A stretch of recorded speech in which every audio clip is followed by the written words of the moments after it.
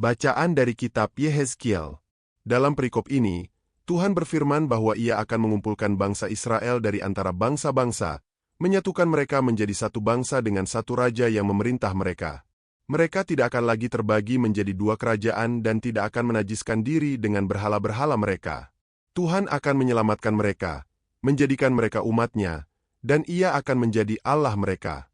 Daud, hamba-Nya, akan menjadi raja dan gembala mereka. Tuhan akan mengadakan perjanjian damai dengan mereka, menetapkan tempat kediaman-Nya di tengah-tengah mereka untuk selama-lamanya, sehingga bangsa-bangsa lain akan mengetahui bahwa Tuhan menguduskan Israel. Demikianlah sabda Tuhan. Syukur kepada Allah. Mazmur tanggapan. Refren. Tuhan menjaga kita seperti gembala menjaga kawanan domba-Nya. Dengarlah firman Tuhan, hai bangsa-bangsa, beritahukanlah di tanah-tanah pesisir yang jauh. Katakanlah, Dia yang telah menyerahkan Israel akan mengumpulkannya kembali dan menjaganya seperti gembala menjaga kawanan domba-Nya. Refren. Tuhan menjaga kita seperti gembala menjaga kawanan domba-Nya. Sebab Tuhan telah membebaskan Yakub, menebusnya dari tangan orang yang lebih kuat daripadanya. Mereka akan datang dan bersorak-sorai di atas bukit Sion. Mereka akan bersukacita karena kebaikan Tuhan. Refren. Tuhan menjaga kita seperti gembala menjaga kawanan domba-Nya. Pada waktu itu anak dara akan bersukaria menari beramai-ramai. Orang muda dan orang tua akan bergembira.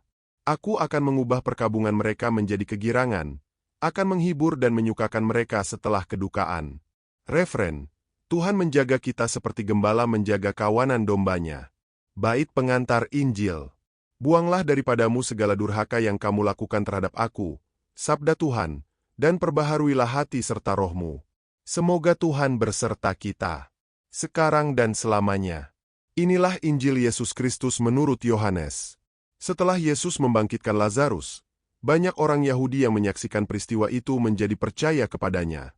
Namun, beberapa dari mereka pergi kepada orang-orang Farisi dan melaporkan apa yang telah diperbuat Yesus. Maka, imam-imam kepala dan orang-orang Farisi mengadakan sidang Sanhedrin dan berkata, "Apakah yang harus kita buat? Sebab orang itu membuat banyak mujizat. Jika kita biarkan dia, maka semua orang akan percaya kepadanya, dan orang-orang Romawi akan datang dan mengambil alih tempat suci kita serta bangsa kita."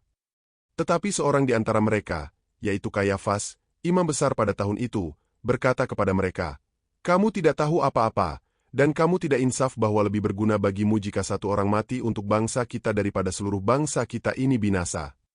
Hal itu dikatakannya bukan dari dirinya sendiri, tetapi sebagai imam besar pada tahun itu ia bernubuat bahwa Yesus akan mati untuk bangsa itu, dan bukan untuk bangsa itu saja, tetapi juga untuk mengumpulkan dan mempersatukan anak-anak Allah yang tercerai-berai. Mulai dari hari itu mereka sepakat untuk membunuh Dia. Sebab itu Yesus tidak lagi berjalan terang-terangan di antara orang-orang Yahudi, tetapi Ia menyingkir ke daerah dekat padang gurun, ke sebuah kota bernama Efraim, dan di situ Ia tinggal bersama murid-murid-Nya. Sementara itu, Paskah orang Yahudi sudah dekat, dan banyak orang dari negeri itu berangkat ke Yerusalem sebelum Paskah untuk menyucikan diri. Mereka mencari Yesus dan berkata seorang kepada yang lain di dalam bait Allah, "Bagaimana pendapatmu? Akankah Ia datang ke pesta?" Demikianlah sabda Tuhan. Terpujilah Kristus.